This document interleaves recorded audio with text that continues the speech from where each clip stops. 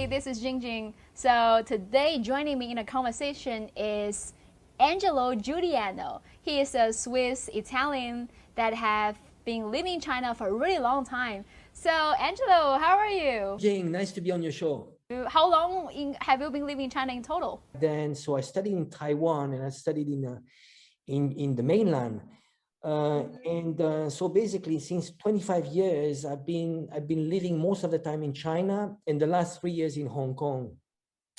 I studied in Fudan University and Yunnan University, and I have a financial background, so I'm a financial consultant.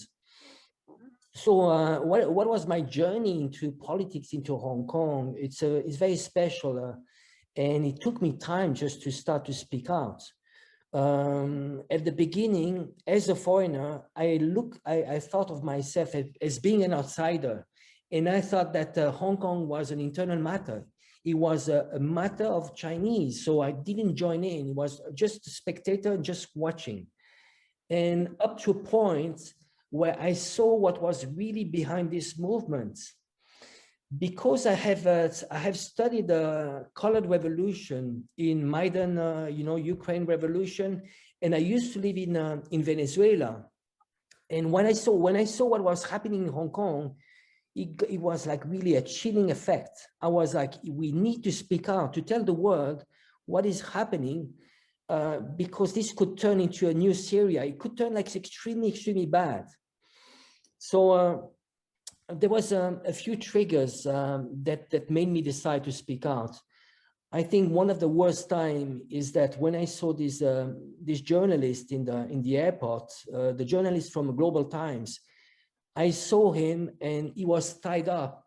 You know, they tied him up. They were holding him and beating him, and I was very shocked because nobody came out and tried to help him. And then I saw the beatings of mainland Chinese, in Hong Kong. I mean, really random. And when I saw the reasons of beating was just because the single facts that they were mainlanders speaking Mandarin, they were beaten up.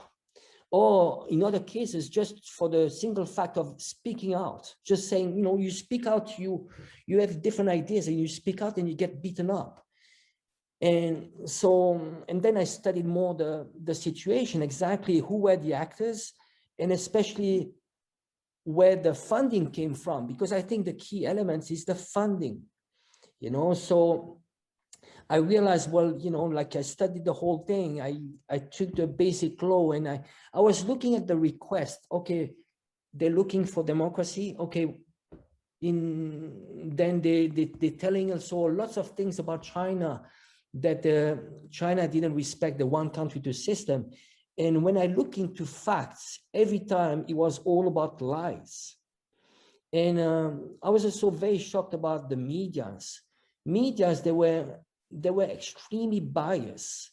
You would see 95% of the time, they were just filming the police. So the cameras, they were just looking at the police, but you would never see the cameras turning towards the writers and filming the beating of people, writers throwing stones, throwing cocktail Molotovs. So at some point I decided that I wanted to speak out and just really tell the world what is happening, the truth about what is happening in Hong Kong. And especially, I think I wanted also to make them face their contradictions, because I have a political background. I used to do politics in Switzerland. Switzerland is a very special model. It's direct democracy, and I think it's working extremely well. So because of that, I wanted to explain to them that what they were looking for was not democracy. They were actually going completely against democracy. A fundamental right in democracy, it's about allowing people that don't agree with your thinking, allowing them to speak out. And we were not allowed. People that, there's a silent majority in Hong Kong who was never given the right to speak out. There's different reasons. I think one of the reasons is that they were afraid to be of the doxing.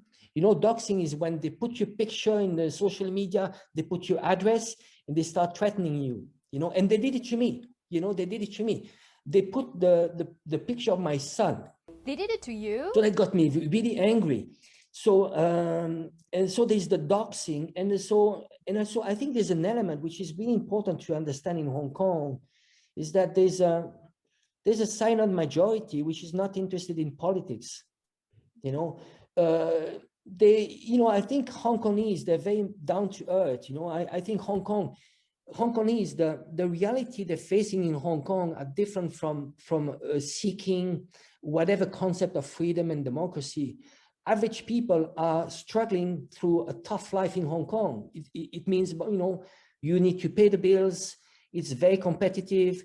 There's income inequalities and so on. And you know, it's about making money. And so now you have a new generation of kids who were brainwashed by medias and by, I would say, you know, like the West, you know, Western ideals. And they didn't learn about history. They don't know exactly that they are being manipulated by the West. And they are just pawns, you know. So when they are, I think it's a shame because it's destroying Hong Kong society. Besides the riots and all the damage to properties that happen in Hong Kong, what happens is that there were lots of families destroyed. People, you know, like couples that divorced, because the purpose of a colored revolution, it's about polarizing society. And it was about, you are either with us or you are against us. So it was, you had the clan, the Blue Clan, which was pro-China, and you had a pro-independence clan, which was called the Yellow Clan. So you had yellow and blue, but you didn't have a green area, something in between, more rational to say, well, you know what, just, you know, it's not either or, you know, it's about compromising, exchanging, and not using violence. You know, it's very emotional. Politics can be very emotional. But I really thought, I weighed the pros and cons. And I thought that the best teaching I could give to my son was to be able to say, well, you know what, my son, when the time was right, I speak out. And this is the best teaching I can do. It's starting from yourself, you know. You know, we say in Chinese, we say, 从个人做起. We need to set up the example. You know, it's by our actions. It's not about empty talk. It's about our actions. And I think also, when you're a certain age, I'm 50 years old now, I think there are other priorities. It's not about myself. I don't care about, you know, showing off or whatever. I think it's about more as a human being. Just being able to say, well, you know what, stop, because the directions Hong Kong is going to be chaos, and nobody will win there. But you mentioned that because you stood out and speak up for something that just not in line with what protesters say, and so they, well, dug out information about your son. What happened to you exactly? Well, it's a difficult topic. It's very sensitive, you know, especially when it touches your family. But they exposed pictures of my son. Yeah. I'm so sorry, Angelo. Were your family all fine during that time, during the chaotic period? Take some time. I totally understand. It's kind of unbelievable just because you are saying something that you believe. You stand out to criticize their wrongdoings, but Jing, you know what? I was, you know, I think it was very painful, but at some point, I think, to be honest, I think when it came to me, they messed up with the wrong person, because I'm not afraid. So this was a further trigger. You know, it made me realize that they have no morals, and they are extremely vicious. It's extremely vicious. So what happened after this? I had to change my habits. So for 1 year, I would just avoid some areas in Hong Kong. So I would just like have a safe route, you know, from my home. I never disclosed, you know, the interviews I had, I would never disclose to anyone where I was living. I started to avoid to go out in family. I started to wear a cap and wear a mask, you know, and sunglasses in some areas which were sensitive. But I really realized that because of that, you know, there was much more at stake. You know, it was not about me. It was about, you know, like really telling the people, this is extremely vicious.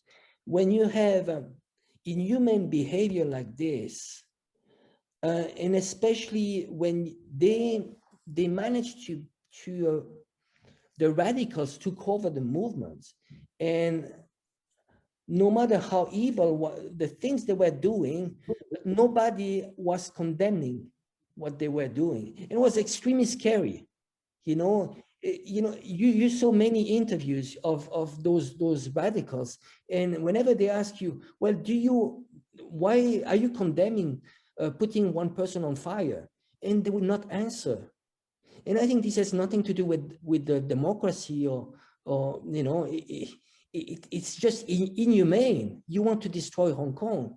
And I think it's very childish, you know, when they have slogans like, if we burn, you burn with us. You know, Benny Tai, you saw, I mean, what is happening these days when they try to put Hong Kong into chaos by the so-called 10th step to mutual destruction. How childish, how evil is this movement? But isn't that ironic? Because they claim they wanted the freedom of speech, but when you say something different from them, they attacked you, they threatened you. So they are taking your freedoms away. They are jeopardizing your freedom, your human rights. How is that fair? I think, Jing, we need to look at the whole context of Hong Kong. It's important to understand that who are the actors. You know, whenever you see those rioters, the people in the front, those are just actors. They are just pawns. They are pawns. What is behind is much more complex. You need to understand that they've been pouring money into Hong Kong for creating chaos, for creating this Hong Kong colored revolution. So this started already before 1997. It was not done, and it's a very gradual approach. So I saw the behavior. You know, I was in 1997 in Hong Kong, the day of the handover. So I could feel the vibes. The vibes, you know, I could feel, you know, some apprehension of Hong Kong people and so on. But from 1997, for 10 years, I saw this relationship with the mainland to be pretty good. You know, it was very beneficial to Hong Kong. You need to understand that Hong Kong is what it is because of China, because Hong Kong otherwise has nothing. It's an entry door. They're doing service, but there's nothing. There's no electricity. There's no water. You know, it all comes from China. So Hong Kong is what it is just because of China, and and throughout history, if you learn history, it was always part of China. But what happened is that since 25 years ago, they started pouring money into Hong Kong society, and they started what I would call brainwashing the kids and telling a different history. So I think it's very easy with the kids. You need to imagine some kids growing in Hong Kong, they watch like Apple Daily, you know, like what I would call trash media, because it's only trash media. You know, it's bagua, you know, bagua. The school education systems, you know, the teachers' unions is, you know, is penetrated by the National Endowment for Democracy. So when you go, you have a teacher that tells you, oh, you know what, it's okay to destroy Hong Kong, you know. So there's this whole brainwashing. It takes one generation. So you had the kids in Hong Kong having a certain version of what should be Hong Kong, very westernized. and very biased towards China. And then you had their parents, which had a very different understanding of Hong Kong. Their parents, they experienced Hong Kong under colonial system. And before 1997, there was no democracy in Hong Kong. And in some ways, Hong Kong, the British were extremely, very racist towards Chinese. They forget, there were some ordinance, some laws that didn't allow Chinese to go to certain places in Hong Kong. So it was extremely, there was no freedom and there was no democracy. So those kids, they idealize Hong Kong being under British rule, which is completely absurd.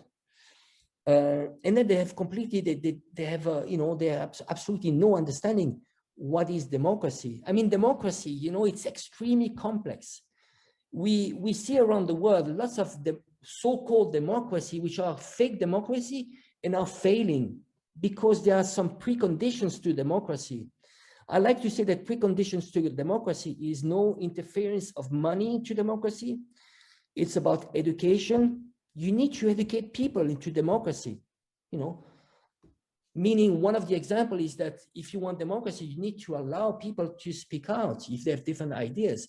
And then it's about compromising. And then you need also unbiased media. And what happened in Hong Kong was that they didn't have the preconditions for democracy. When you have 80% of the media which are anti-Chinese, it's already, it makes democracy very difficult. So, and then you see, they always criticize the one country two system. They say that China is not respecting one country two system. It's actually exactly the opposite. In the basic law, which is the small constitution, Hong Kong Constitution, there was an Article 23, which is related to the national security law. And it was supposed to be enacted 23 years ago. And because of opposition, they never enacted this national security law. And this is why Hong Kong had become a platform, a CIA platform, where you had hundreds of agents that went to Hong Kong that just preparing for chaos. Because everything that happened in Hong Kong didn't happen overnight. It was a slow preparation. It took 20 years to do that. Okay, so we talk about, you mentioned the silent majority in Hong Kong, but I know you have been very vocal about Hong Kong issues. You spoke against the protesters. We follow each other on Twitter for a really long time. I saw your emotional speech on the stage. You put yourself or your family in danger, but why you chose to stand out and speak up? Why you want to no longer remain silent? I think I think it's at the local level. Hong Kong is my home. I wanted to protect my home. Somehow I can be a foreigner in China, but also I think it's also my home. When you spend 25 years in a country, you actually create a special bond. So I wanted to protect my home, but on the same time, because I experienced a colored revolution abroad, I thought that it was my responsibility, because I saw how bad this can turn out. I saw this as being my responsibility to speak out, and what I call the silent majority started, recently people started to speak out, but because there's less threat. You need to understand that the national security law now is starting to protect people like me and other people from the silent majority. There's one thing which is really important for people to understand, that there was a petition. There was signed by 3 million people in Hong Kong in favor of the national security law. Can you imagine? 3 million people signed this petition, and we didn't see this news in the Western media. It's just disgusting. It's just disgusting. 3 million, we talk about 60-70% of people are backing the national security law because they know this is extremely important to protect Hong Kong. If we don't have this national security law, Hong Kong it could turn into chaos. So then I think it's individuals. We're all different, you know. I think when it comes to justice, my personality makes me just to speak out. I cannot accept injustice. But again, you know, like a lot of people, it's very hard to get the real information. Look it from a foreigner who's watching like a Western media. Unless you are in Hong Kong and you are really looking, you are in the middle of the riots and you're looking at what is happening, it's very hard. You know, if I was to watch BBC, I would be like, what the CPC is doing in Hong Kong? But then if you scratch a little bit the surface and then you go into facts, really facts, you know, I've never had a debate with someone from the other camp about the facts, just looking at, you know, articles of law, you know. When I asked the question, tell me one thing that Beijing didn't respect in the one country two system. And very often they have no arguments. And I think, you know what they do? They shut you out. They say, oh, is it the CPC that is paying you? Or what do they say? Oh, you are a foreigner, you don't know. Or, you know, but they shut you out. But when you talk about facts and logic, they shut down. They say, oh, we are losing freedom. And I'm like, okay, well, can you explain to me? I mean, because freedom is very intangible. Can you tell me your freedom, you know, the freedom, you know, they're curtailing a little bit of the freedom right now, but you know which freedom they're curtailing? The CPC, I mean, Beijing is starting to tell people in Hong Kong, well, you know what? You cannot burn flags. You cannot insult China. But you know what? If you burn a flag in Germany, there's a new law in Germany which says that you can go to jail for 1 year if you burn a flag. So is it the freedom they're looking for? Because if you go into the street in Hong Kong right now, I don't know if you are familiar with the sect Falun Gong. You know, Falun Gong is a sect. I did some research, but it's a sect that is financed by the USA and the CIA, right? By National Endowment for Democracy. Like this evil cult is, wow, I can make a speech about this cult. But go on, like I hate it so much because they're just so evil, making chaos everywhere. They killed so many Chinese people long time ago when I was a kid. It was very popular in China back then. So I saw how this cult growing, destroying people's lives, killed so many Chinese, and then like finally the government banned it, and then they ran away to America, being the puppet for American government.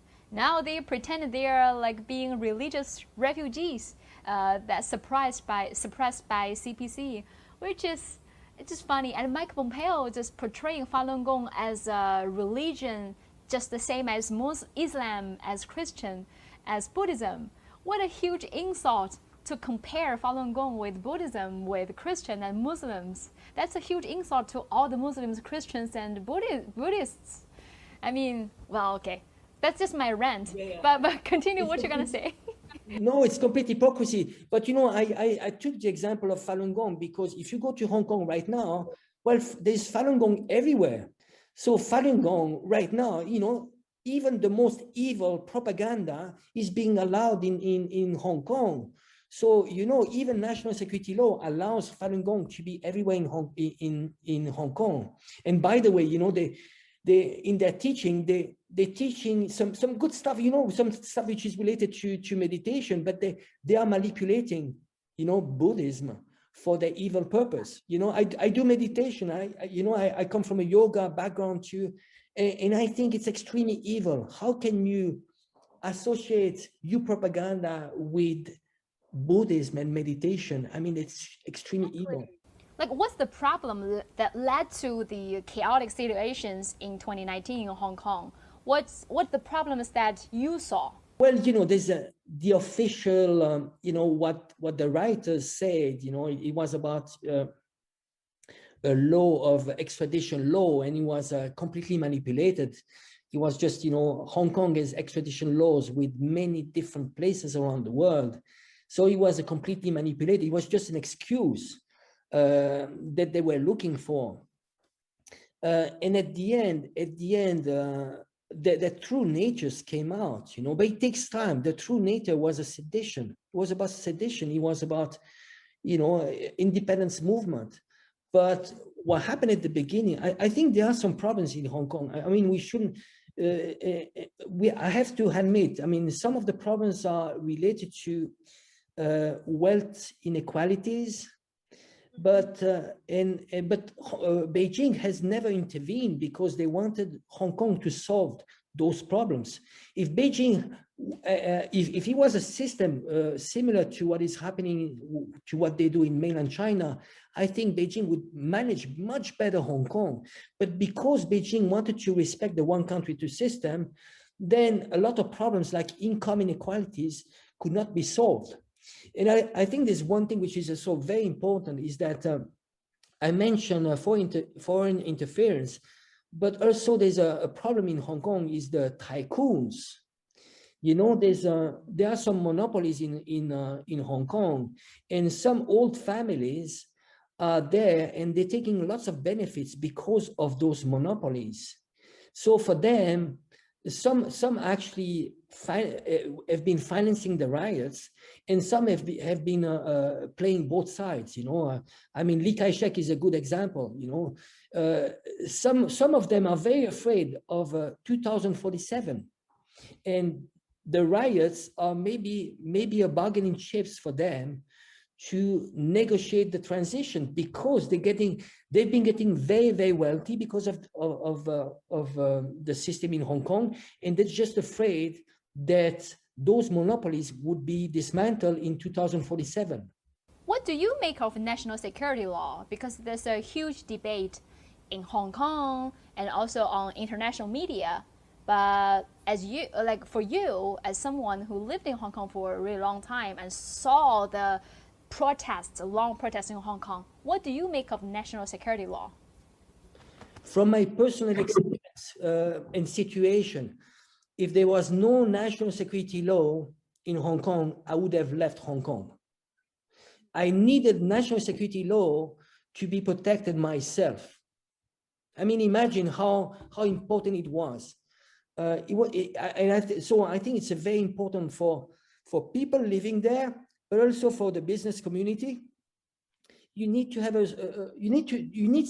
certain kind of stability, and keep in mind that national security law can be found everywhere around the world. So this national security law in Hong Kong is no different from what you can find anywhere else in the world. And it's not, it's not very complicated. I mean, no foreign interference, protecting sovereignty. I mean, this is very basic stuff. When you have countries that are coming to Hong Kong and pointing a finger at the national security law, it's just hypocrisy. Those are the ones that were financing the riots. So it's just a hypocrisy. And we need to put this into perspective of a proxy war. Hong Kong is just a proxy war, USA and China. I want to add another thing, which is very, very important to better understand. Behind this the riot movement, there was the DPP of Taiwan. Tsai Ing-wen, before the riots, she had only 30% of support. She was completely failing. So the DPP has been helping this movement, and because of the riots, she won the elections. And the DPP behind it, it's completely hijacked by the National Endowment for Democracy, which, by the way, National Endowment for Democracy, they just opened an office in Taipei. So Taiwan right now has its own democracy, which is hijacked by the USA. So for China, it's important to understand that for China, it was very important to show the world and to show Taiwan that one country, two system could work. So it was very damaging for the US and Taiwan to show that Hong Kong, one country, two system, was success. So they needed to make it look like a failure. So you could actually promote an independence movement in Taiwan. And I think this is extremely, extremely important. And I think I feel so bad because in some ways, the DPP has won there. They have won, you know. And then if you look back, well, the writers in Hong Kong, they were just pawns. They were just pawns. They were being used by Taiwan independence movement and the USA, just pawns. You know, how can, and this is what I wanted to tell them. Just at least know the whole geopolitics behind this. There's nothing to do with democracy and freedom, etc. You have all the freedom you want in Hong Kong. I mean, in Hong Kong, it is ranked number 3 in the Human Freedom Index. I mean, how much more freedom do you want? I mean, really. And they were also demonizing Hong Kong police. I mean, in general, you know, I'm not for police, you know, I mean, but then when I come to Hong Kong and I see how good is the police, it's the best police in the world. You should be proud to have this type of police. Extremely, I mean, they're really good. You know, whenever I go to a policeman and, you know, ask for direction and so on, you know, they so, you know, they are civil servants. It's not like in the US. I mean, the US, if the riots happen in the US, you could imagine hundreds of rioters being killed by the US American police. We already saw some of the, like, how they treated the protesters, the rioters, in the past few riots happening in America. So, like, what America is backing in the past few years is really biting them in the ass, I think. But you know, I like to use the, you know, like this saying, Chinese saying, you know, 贤在父中不知福.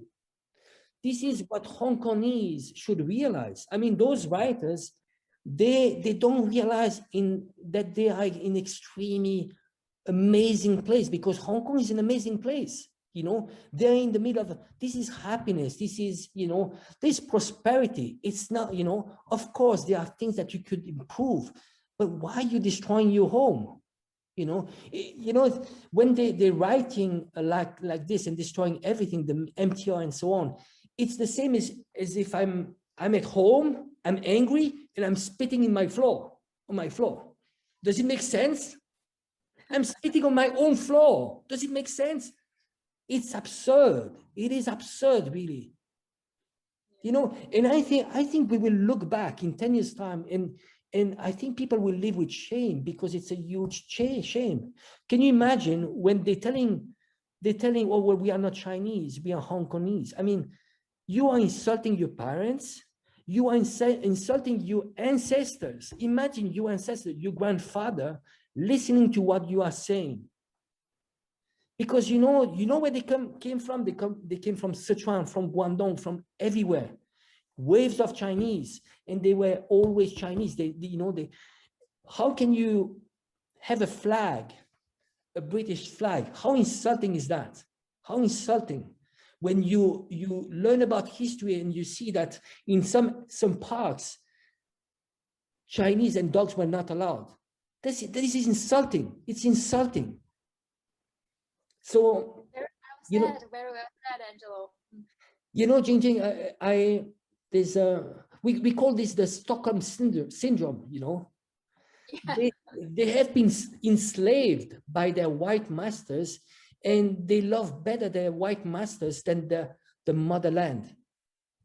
You know, I take the difference. You know, like I like to compare. You know, a casual friend. The US is a casual friend, just using you for evil purpose, and China is the mother of Hong Kong.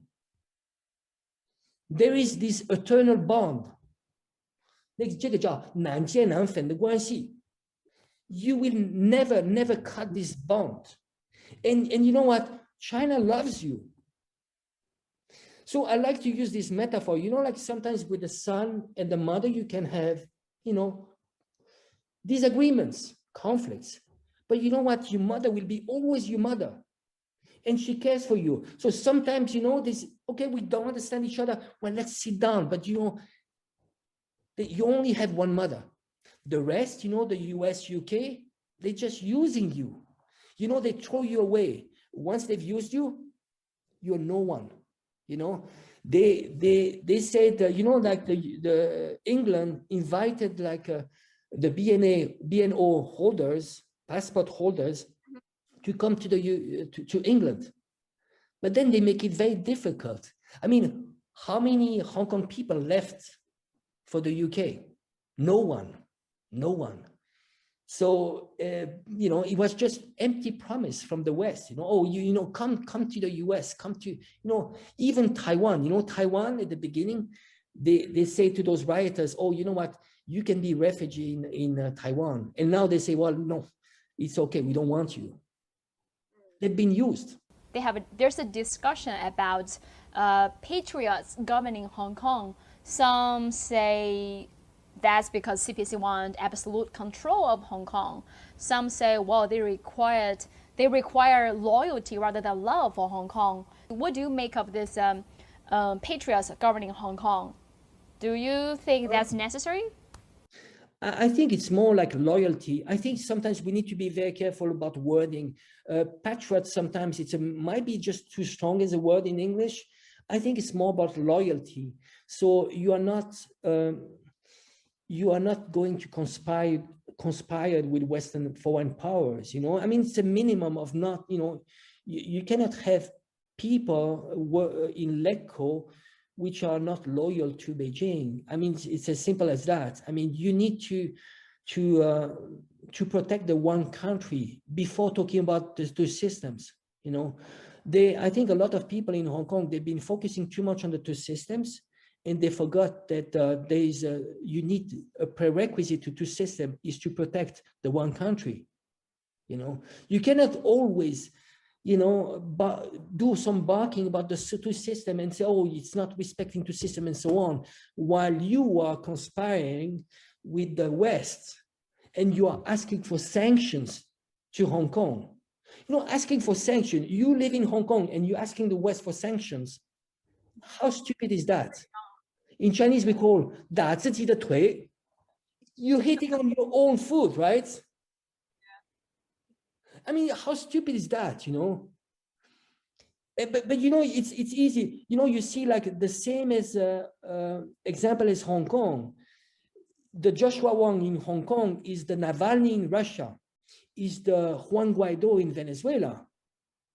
And those are traitors. I mean, those are, they just get paid, they are a hero for the day, but they will live a life of infamy. Because treason towards your motherland, there's no worse than that. How can you look at yourself in the mirror when you've done such a treason? They probably think whoever is supporting them, like the Americans, politicians, whoever is giving them monies will protect them, will give them American citizenship, will make sure. So even though they ask for sanctions for Hong Kong, but they think, well, it doesn't matter to me because I can run away to America, live a better life, and leave all you suckers back to Hong Kong. So I think that's what they think. But they are just being used. Once their job is finished, they will get dumped. The one that being very vocal, very supportive to Joshua Wong is the first one that vote no to provide refugee for Hong Kongers. So you see, they use them, but they don't want them to come to America. Yeah, I like to use the example. There's in all those protesters, there's a few ones that actually are going to benefit from that. I mean, one example is Nathan Law. Nathan Law got access to Yale, right? And yeah. There's a joke there that they say, well, Nathan Law is going to Yale, the rest are going to jail. Exactly. How stupid is that? You're backing, you are writing and so on, but you know what? You are going to jail. It's very funny. They like all those protesters. They like to use the term rule of law, and oh, CPC is not respecting rule of law and so on. I mean, how absurd is that? You are beating up people. You are destroying property. You are the one not respecting the rule of law, you know. So again, you know, I mean, national security law has just saved Hong Kong from the chaos. I mean, you know, it's the best thing that happened in Hong Kong. And actually, I think when I look at the whole process, how we came to the national security law, well, imagine there was a small thing, it started from the extradition law, which was something, you know, a small achievement for Hong Kong and Beijing. It was a small thing, right? But then we got a big win, checkmate with the national security law. Because imagine, you know, you were asking for small candy, but then you got a big pizza. You see what I mean? Because the national security law, it's the win-win for Hong Kong and Beijing. You know, we should actually thank Joshua Wong. I mean, Joshua Wong, thank you, because of you, we got the national security law. And actually, I think that Hong Kong finally is being decolonized. You know, the handover didn't happen in 1997. The handover happened when we enacted national security law. That is the real handover, because it was still colonized.